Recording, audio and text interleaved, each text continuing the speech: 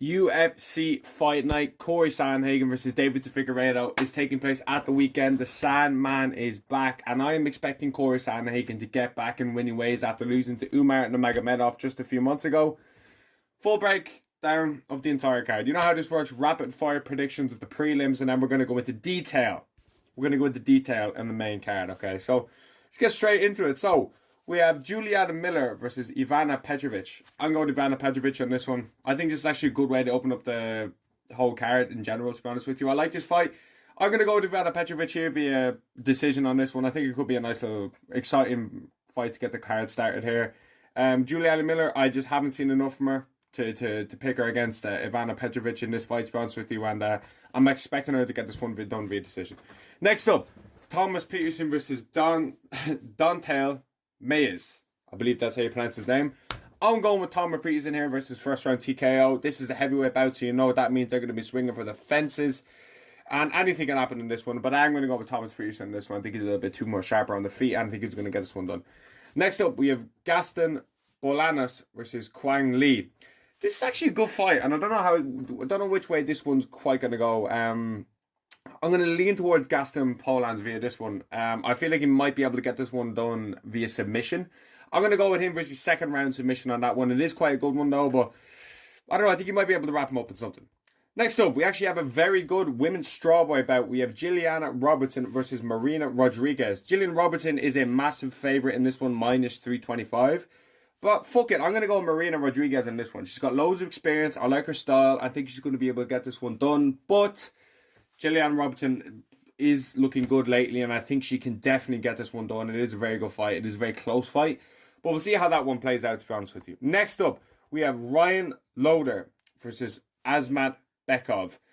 Azmat Bekov is going to be getting this one done early. I feel like a first round, second round finish, to be honest with you. I'm probably going to lean towards like a fucking KO, or it might get a via done decision. And honestly, he's a massive favorite. I'll go via decision on this one. I think you might be able to just hold him down, actually, to be honest with you. Ryan Loder, I haven't seen enough. Azmat Bekov, he's looking good, and I'm going to go with him on that one. Next up, we have Yana Santos versus Miesha Tate. When I first saw this, I was like, holy shit, Miesha Tate's on this card. Like, there's literally nobody talking about Miesha Tate, like, at all.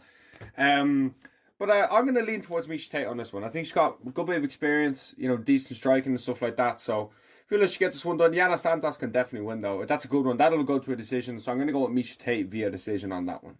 So we're after burning through the prelims there, 2 minutes, 48 seconds in. Now we're in the main card. Now we're going to be breaking down, and now we're going to get into the good shit. Next up, we have Mason Jones versus Jeremy Stephens. So I watched, Mason Jones had a bit of a mare. He was in the UFC for a while. He beat people like David and Oma and stuff like that. Like, he had a pretty average run, to be honest with you. Like, he got cut from the UFC after he lost in London. Jeez, that's nearly 3 years ago now. And now he's back. I'm expecting Mason Jones to get this one done. And I'm expecting Mason Jones to put Jeremy Stephens away in the first two rounds. Mason Jones went on a good run in Cage Warriors when he left the UFC. So I don't think it's completely outrageous to pick him to finish Jeremy Stephens. And Jeremy Stephens is back in the UFC, which is quite mad. Like, I never expected Jeremy Stephens to come back. I thought there was like beef there or something, but clearly not. So, but yeah, I'm going to go with Mason Jones on this one. I like Mason Jones' stand-up. I think he's got decent jiu-jitsu as well. And he went on a good, nice tear there when he left the UFC and went back to Cage Warriors. So, as much as Jeremy Stephens is a seasoned vet, and I do think Jeremy Stephens is quite good, I think Mason Jones has been I've been watching him on form since he left the UFC. And I do like his skill set regardless of what organization it's in. He became a double champ in Cage Warriors, undefeated as well. He went in the UFC then. Like, I won't even say it was too soon because he grabbed two belts. I do believe the second belt he got a welterweight. I believe it was it was welterweight.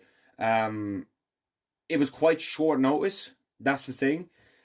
So maybe it wasn't like he went on a massive tear and then got the belt a welterweight. Like, he just kind of took it on short notice to kind of keep active. But it worked for him. He went in the UFC and fought on like Fight Island, stuff like that. So yeah, he's got that one. I'm going to go Jeremy Stephens. I'm going to go Mason Jones via first round TKO on that one. Next up, you got Smoother Man versus Seri City. I watched Cameron Smoothman in the Contender Series, and I really fucking liked what I saw. As much as he didn't get the job done and stuff like that, he went on a nice tear outside the UFC. Then he got back in on short notice. Cedric City, he's the favorite in this fight, but you know I'm gonna get his topology up real quick. But I liked what I saw from Smoothman on that one. To be honest with you, it's gonna be a decent fight. I think this one might end up in being fucking stoppage on this one, to be honest with you. Both of them are quick. Both of them want to finish. Pause. But he's bit of a decision. He's got a few decisions in his last fight. He lost split decision on the Sean Strickland versus Dricus du Plessis card about a year and a half ago now, which is pretty insane to think. But apart from that, he was on an absolute tear, man. He was on an absolute tear. But I like Smoothman in this one, to be honest with you. I think he's very underrated. He went out of the UFC, like I said. Now he's back. That doesn't really necessarily mean that you know, he wasn't good enough. Maybe the opportunity just kind of got to him a little bit, and he wasn't able for the occasion. But I like Smoothman on that one. I'm gonna go with him on that one. I'm gonna say he's gonna get him out of there in the second round via submission. That's my lock. Pick it in. Montel Jackson versus Daniel Macros. I feel like Montel Jackson has been kind of one of those people that UFC fans have watched for a while, but just never really. I know we're all thinking of the real Jackson in the UFC. Johnson. I'm thinking of Michael Johnson. Sorry. Montel Jackson. I'm just getting his topology up here real quick. I like Montel Johnson. He's a good favorite. He's nearly minus 215. Or sorry, 200 favorite. He's been on a nice little tear here, but he hasn't really fought any of the massive names. He's been in the UFC for fucking years, but he gets so many cancelled bouts. His last loss was to Brett Johns back in 2020, and Brett Johns is in he was originally signed to the PFL. Then he lost, and now he was signed to the GFL, but you know how the GFL was just an absolute failure of humanity, and now no one wants to fucking even go near them. To be fair, there was some matchups I was actually looking forward to in the GFL, like Tony Ferguson versus Dylan Dennis. That would have been a cool one to watch. I am going to go with Montel Jackson in this one. Daniel Marcus, he's decent, but I don't see the skill set to be able to give Montel Jackson. I think Montel Jackson's going to be a little bit too good in this fight. He's not really the finishing type. He's got a few finishes on his record for sure, but he's also got a few decisions on his record. He does have a good few KOs on this one. It's going to be interesting. I don't know if he's going to finish Daniel Macros, to be honest with you. Marcus, sorry. I don't know if he's going to finish him. I feel like he might be able to get this one done via decision. Well, who knows? But yeah, I'm gonna go with Montel Jackson via decision on that. Now we're getting into the kind of meat and the bones of the card. Ponzinibbio versus Daniel Rodriguez. The bookies had this one quite close. I think Ponzinibbio is going to run through Daniel Rodriguez. Not run through, but I think Ponzinibbio is going to beat Daniel Rodriguez quite convincingly in this one, okay? Ponzinibbio has been one of those fighters that is one of the most entertaining fighters that a fucking fan can watch, okay? He has had some absolute staple performances throughout the years. I'm going to get his topology up real quick. Daniel Rodriguez is kind of one of those fighters that's really down to fight anyone, but never really kind of excelled against any of the top.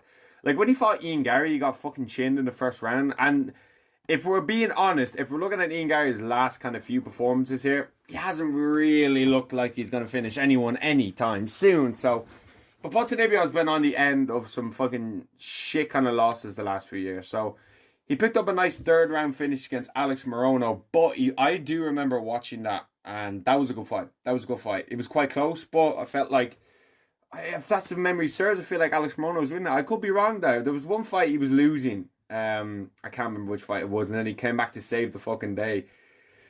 Maybe it was Jeff Neal, but he lost to Jeff Neal. He lost to Michel Pereira. Both split decisions as well. That has to be noted. But you're getting finished by Kevin Holland. What is it? The fucking gun rampage. I can't remember the fucking. There was a big meme about it, but he's coming away off Harris back in. It was only January. That wasn't too long ago, and it's going to be an interesting one. As much as I think Ponzinibbio's game, I think is good. I don't see the skill set from Daniel Rodriguez to get this one done. If I'm being completely honest with you, welterweight's kind of in an interesting position at the moment because everyone feels like they fucking deserve everything. That's the problem with a lot of these welterweights, and I gave welterweight so much credit for being that division that everyone is fighting each other in. But now people are kind of like just sitting out. Ian Gary saying he deserves a title shot, which is a bit of a fucking disgrace. Like Sean Brady just submitted Leon Edwards in London. Hello, are you watching? Shavkat Rakhmanov's there, who you just lost to. Okay, that's the thing. Ian Gary just cannot accept is the fact that he lost to Shavkat. Like it's just like he won the fight in his book, which as much as you're like, oh my god, I feel like I can beat that guy. You have to sink in the reality that you lost. You fucking lost that fight. I don't know. Welterweight's kind of a near one. This one's a good little fight, but I'm gonna go with Ponzinibbio on this one. I think he might be able to get this one done. To be honest with you, I'm gonna go with Ponzinibbio be a third round TKO. D-Rod might gas. He might get hurt and might finish him up against the cage. Something like that, or might happen there. So lock that one in. Ponzinibbio round 3 TKO. Next up, we have Bo Nickel versus Render de Ridder. Render de Ridder. Very good scrap. Very interesting scrap, might I add. Bo Nickel had one of the fucking worst performances and one of the most disappointing performances in UFC history when he took on Paul Craig. He had that kind of shitter against Cody Brundage as well, but people need to get it in their head. Bo Nickel is not very entertaining. Bo Nickel is not the star the UFC are trying. I hate the UFC when they try and push a name or a star down our throat like Sean O'Malley. Like, we just don't have, like, the stars that came up organically, Adesanya, Khabib, McGregor, people like that, they're the ones that fans really resonate with. Not the fucking fighters that we... Joaquin Buckley is a prime example of this. Like, the dude is making his own way inside the cage and fans are getting behind him like mad. Buckley's become one of the most popular fighters in the sport at the moment, and it's crazy to see, but Bo Nickel, it just does not feel like that. I think... Listen, we all get you have an incredible wrestling background and you went to Penn State and you won championships and this, that, and the fourth, but no one really cares. No one really cares, bro. No one really cares, okay? Like, just being completely honest with you. Me as a UFC fan, I would have, like, an interest in wrestling. Like, I'm a diehard wrestling fan, like, at all. Like, I know, like, the Roman Bravo Young and stuff like that. I don't know what the fucking story is with that guy. Like, I hope to see him in MMA one day, but the MMA fan base just does not resonate with wrestlers that are pure wrestlers that you've watched since high school, wrestling and stuff like that. There's a fan base for that. It's not WWE either. Let me add that. It's actual, like, hardcore wrestling fans that are following these college wrestlers and stuff like that, and Penn State and stuff like that. But pushing Bo Nickel down our throat when he has fucking no personality either is the worst thing to do. And Bo Nickel is in for a fucking... I won't say Bo Nickel's going to lose this fight, but there is a slight possibility that Bo Nickel will lose this fight. By slight possibility, I mean, I like the Ridder's chances in this fight. Slightly. I'm not picking him to win. But I definitely concede the Ridder getting this one done. He has way fucking more experience than Bo Nickel. Okay, he has fucking way more experience than Bo Nickel on this one, and he's fought in ONE FC, he went on a nice run there. He's 2-0 in UFC. He ran through Kevin Holland, okay? And he beat Gerald Meerschaert. Both of them were via submission, okay? Fuck, man, he actually might submit Bo Nickel. That's the thing. This is a fucking great fight. He low-key might lose this fight, okay? And I know what you're thinking. Oh, well, Bo's got that grappling. Like, he's a dog. He's not going to be able to do that. I know Paul Craig wasn't able to get a submission. But Paul Craig is so fucking mid. Okay, Paul Craig is so mid. He went on a nice run of, like, Jamal Hill and stuff like that, but he just loses to the good fighters in the division. And it's just a fact, okay? I'm not even hating. I like Paul Craig. He submitted Ankalaev and stuff like that. It makes no sense that Paul Craig has incredible wins against former champions on his record. Like, it makes no sense, okay?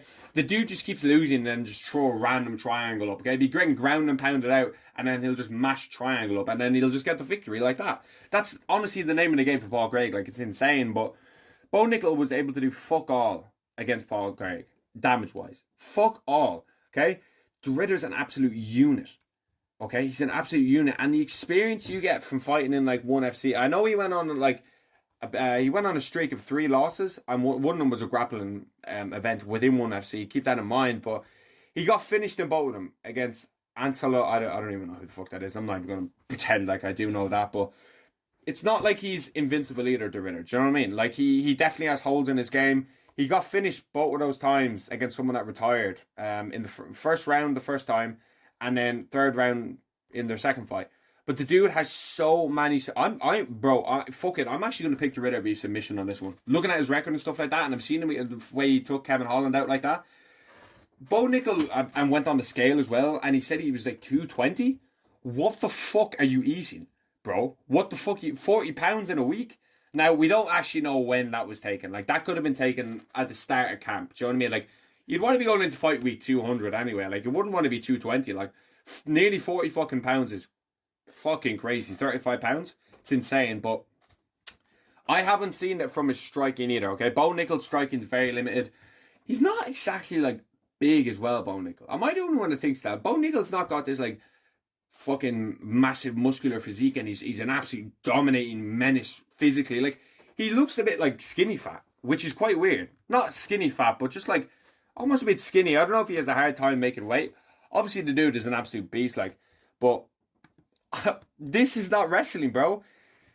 And I have said this on this channel before, okay? Wrestling, as much as it is probably the foundation of MMA, actual wrestling versus MMA wrestling is a different world, okay? In wrestling, when you get someone down, you pin them down, you go again. They have no ability to control people. A lot of, like, freestyle wrestlers that just grew up doing wrestling, okay? You're going to have a lot of success taking people down, but are you going to be able to keep people down? What are you going to do when someone's got you like in guard and he's banging elbows on your fucking face, and then they throw up a triangle but then twist to an armbar?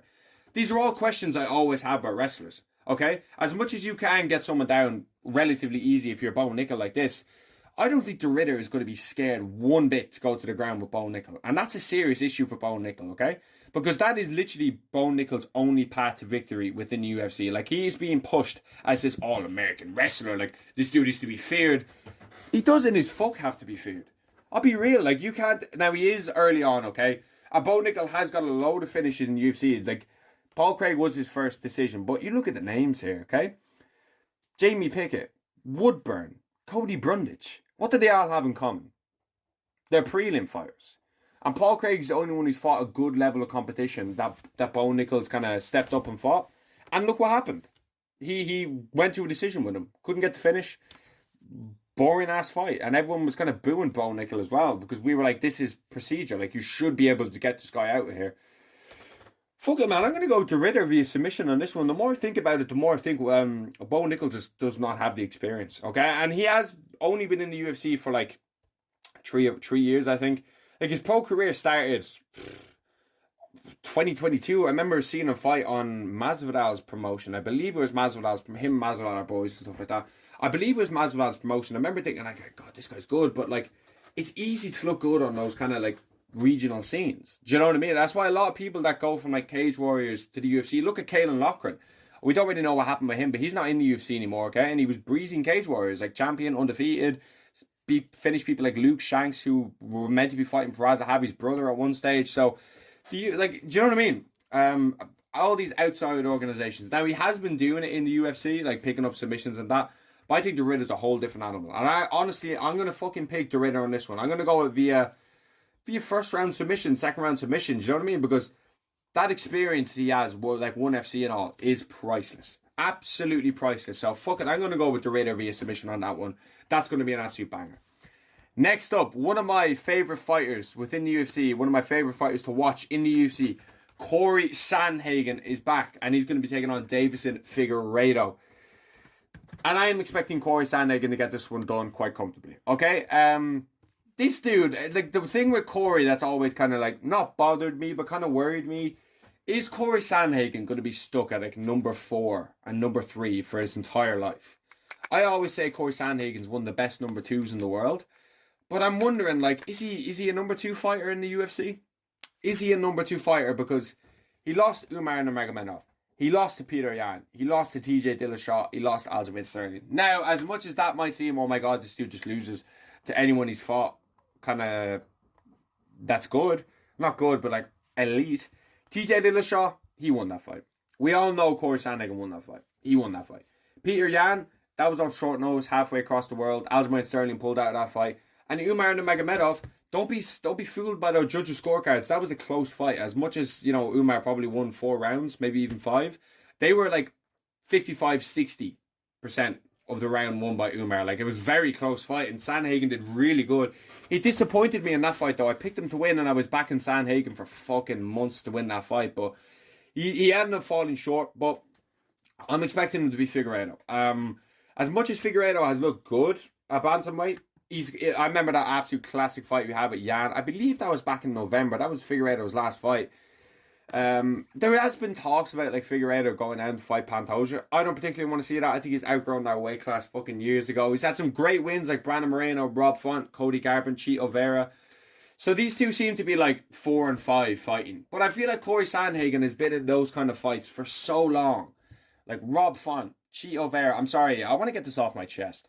Who the fuck actually picked Chito Vera to beat Cory Sandhagen? I bet on Cory Sandhagen via decision, okay? Thank fucking God I did not bet on Cory Sandhagen via unanimous decision, because that would have been the worst robbery in UFC, okay? Chito didn't win a fucking round. Didn't win a round. It was absolute light work from Sandhagen, okay? But some judge gave it to Chito like it was an absolute disgrace, but I can't even remember where I was going with that. Yeah, he seems to be 4 and 5 fighting for fucking his entire life. And, you know, Figueiredo at bantamweight, Rob Font, Cody Garbrandt, Marlon Vera, Peter Yan. He's won 3 out of 4 of those fights. He finished Cody Garbrandt. Very good fight with Rob Font. He pieced him up in that fight. I remember I actually picked Rob Font to beat Figgy in that fight, which is pretty crazy to think, seeing how play it out. But Sandhagen, it's just quite disappointing, quite frustrating that he hasn't got to be able to touch the gold.